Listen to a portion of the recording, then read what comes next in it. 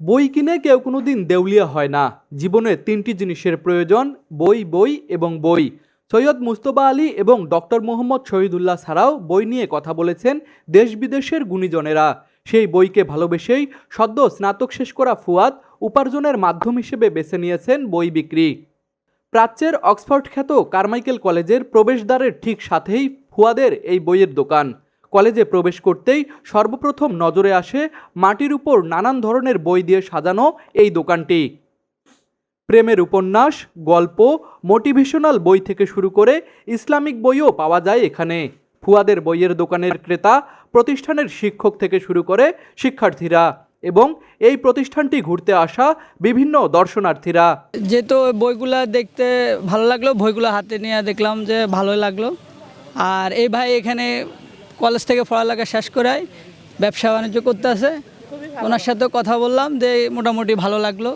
বই পছন্দ, বই পড়া কম হয়, সময়ের জন্য পড়তে পারি না। ভাইকে আমি দীর্ঘদিন যাবত ধরে এখানে দেখি, তো আসলে এর গত কয়েক বছরে আমি এরকম পড়াশোনা শুরু লগ্ন থেকে এখন অবধি পর্যন্ত কোনো কারমাইকেলে এরকম পার্মানেন্টলি কোনো বইয়ের দোকান বা বই শপ আমি দেখি নাই। বই পড়া যেটাকে আমরা বলি, এটা আসলে হারিয়ে গেছে আমাদের মাঝ থেকে। ডিভাইসমুখী হওয়ার কারণে আমরা দীর্ঘদিন যাবত বই থেকেই দূরে থাকি। কখনো আমরা দেখিনি, অনেকবারে কারমাইকেলে আসলাম তো আমরা ঘুরতে, বাট আজকে দেখে আসলে ভালো লাগলো। এটা আসলে দরকার সবার জন্য, বা বই পড়া অবসর টাইমে বই পড়া আমাদের জন্য আসলে ভালো, অনেক কিছু শেখা যাবে এখান থেকে। বা একটা ভালো টাইম বা কোনো একটু খারাপ লাগা থাকলে বই পড়লে ভালো লাগবে, ভালো লাগলো এটা দেখে। বই বিক্রি করে যা উপার্জন হয় তাই দিয়ে নিজের লেখাপড়া সহ সকল খরচ চালান ফুয়াদ। লেখাপড়া আমার রিসেন্ট যে 4th ইয়ার রেজাল্ট বের হয়েছে, সেই রেজাল্ট আমি পাইছি হাতে, অর্থাৎ 2022 সালের রেজাল্ট 24 সালে পাইলাম। আর বইয়ের দোকানটা আমার মূলত 2 মাস হচ্ছে, 2 মাস প্রায়। বইয়ের দোকান দেওয়ার প্ল্যান ছিল মূলত ফার্স্ট ইয়ার থেকে। আমার ফার্স্ট ইয়ার থেকে প্ল্যান ছিল যে আমি বইয়ের নিয়ে বসবো, একদিন হলেও বসবো। তো অনেক স্টুডেন্ট আছে যে এখন ফোনের প্রতি আগ্রহ বেশি, তো তাদের পাঠক বাড়ার জন্য আমি এই উদ্যোগটা গ্রহণ করেছি এবং তারা যেন ফোনের প্রতি বেশি সময় ব্যয় না করে বইয়ের প্রতি আগ্রহ বাড়ে, এই উদ্দেশ্যে। এখানে আলহামদুলিল্লাহ ভালোই বিক্রি হচ্ছে, অ্যাভারেজ ভালো প্রতিদিন যায়। আর দ্বিতীয়ত আমার পুঁজি ছিল খুবই কম, ধরেন 15-20 হাজার টাকা দিয়ে শুরু করেছি প্রথমত। এই টাকাটা বাসা থেকেই দিছে, প্রথমত বাসা থেকেই নেওয়া হয়েছে। যে টাকাটা ইনভেস্ট করা হয়েছে সে টাকাটা আলহামদুলিল্লাহ হয়ে গেছে এবং বেশ কিছু বইও সংগ্রহে রয়েছে। এক্স্যাক্টলি ওই রকমভাবে এখনও হিসাব করা হয়নি, কারণ বই নিয়ে এসে আবার বই বিক্রি করা হয়, আবার ওই টাকা দিয়ে মাল করা হয়।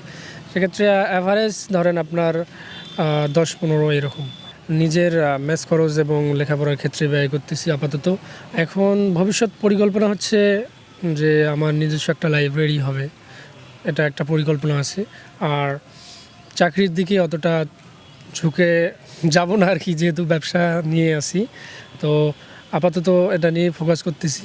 আলহামদুলিল্লাহ সবাই আমার সাপোর্ট দিচ্ছে, বাসা থেকে শুরু করে আমার বন্ধুবান্ধব এবং টিচাররা আমার এখান থেকে বন্ধুবান্ধব বই কিনে। তারা প্রথমত আমাকে যা হেল্প করছে তাদেরকে ধন্যবাদ, অসংখ্য ধন্যবাদ।